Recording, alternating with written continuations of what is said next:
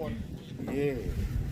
If you guys really do, you ever come out here on your own, well, during the daytime, you're going to see something usually between 6 and 9 feet.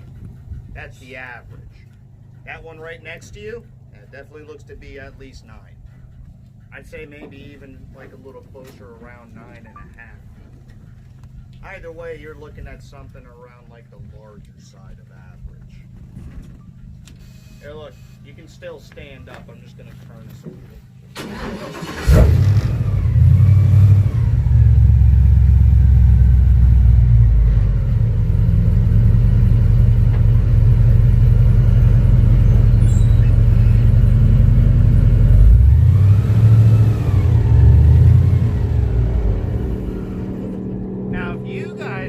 Try to get a really quick idea for yourself how big one is just by looking. Go from the tip of the nose to the corner of their eye.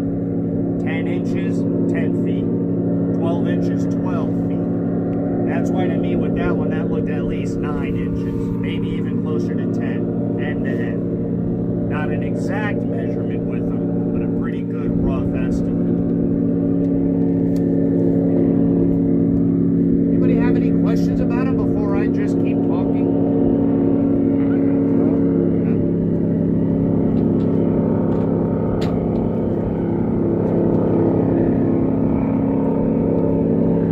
Let's get a little closer.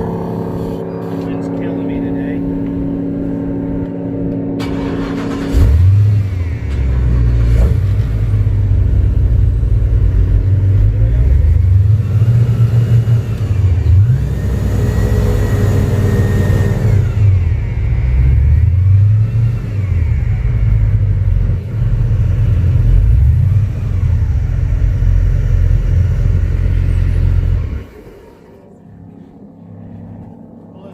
Had a chance to notice all of those bumps the gator has running along their neck, back, and tail?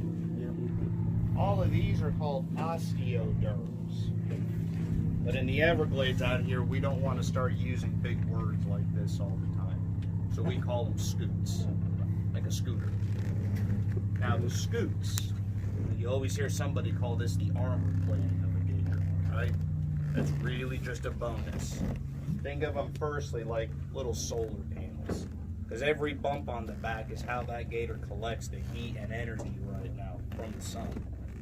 The way they work, if you guys were to go in the water right now and cut one open, you'd actually see two things: a little piece of bone and then some blood. So I got a small example. One of the guys back at the park, he took it off the back of one he got. This is one of those pieces of bone. That's how the gators get all the bumps, and it's also how they came up with the name for them, Osteoderm, for bony skin. But you see the holes in it like a golf ball? This is where the blood, it's going to pool. The sunshine, that just beats down on their back and warms everything up. But the holes are going to run through the bone. It's very porous. And now, just as the gator's heart beats, it's going to start moving all of the hot blood off the back and move that everywhere around the body for them. This is what warms up the whole body. On basically every other reptile around the world, it's the inverse. They collect heat on their stomachs. That's why if you ever buy a pet lizard from the store, you got to buy the heating rock with them so they can lay on the heating rock. But they evolved in water, so they had to start figuring out a different way to collect that heat.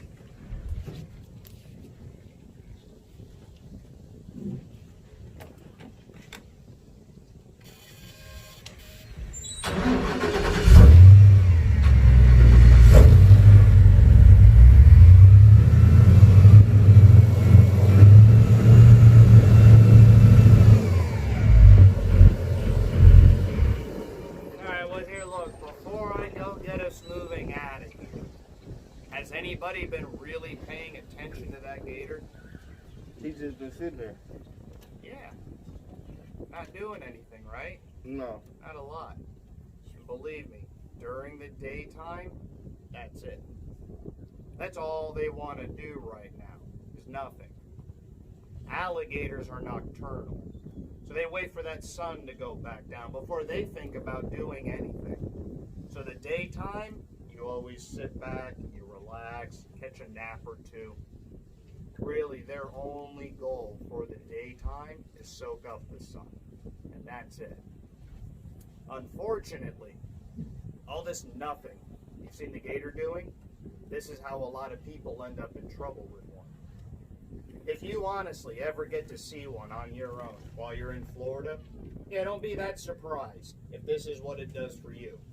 You know, it just lays around wherever you found it. But a lot of people see one, they want to get that good picture. So they're going to want that gator they just found to start doing something. Right? Anything. They'll throw things at them. They'll splash for them. They poke at them. Sometimes on the tours like you saw with this one today, for any reason, the gator may end up getting pretty close to the boat, but they won't do a lot. I've had people in my tours out here reaching in the water and trying to grab that gator too. I don't know why. If you guys really do, you ever get to find one, and all you do is just look at it, you don't have a problem with it. Because it's usually when people start antagonizing the wildlife. If you make that gator you found start thinking, I've got to defend myself, believe me, the only thing they know how to do is bite. And if you find something around this size, you're going to be in that ballpark of around 1,000 pounds of pressure behind the bite force. So I promise that's enough to completely ruin the rest of your vacation in the state of Florida. Yep. Does anybody have any questions before I turn the air conditioning back on? Good? All right. Let's go see what else we can't find.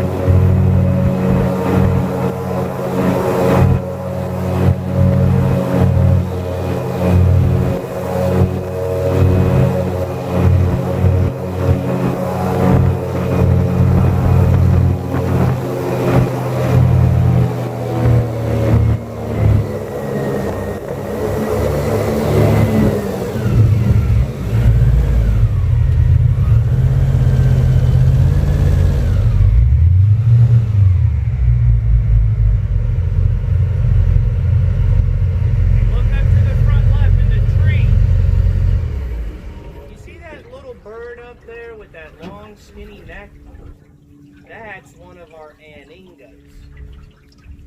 If you've never heard of an Aninga, don't feel bad, because neither did I until after I started working out here.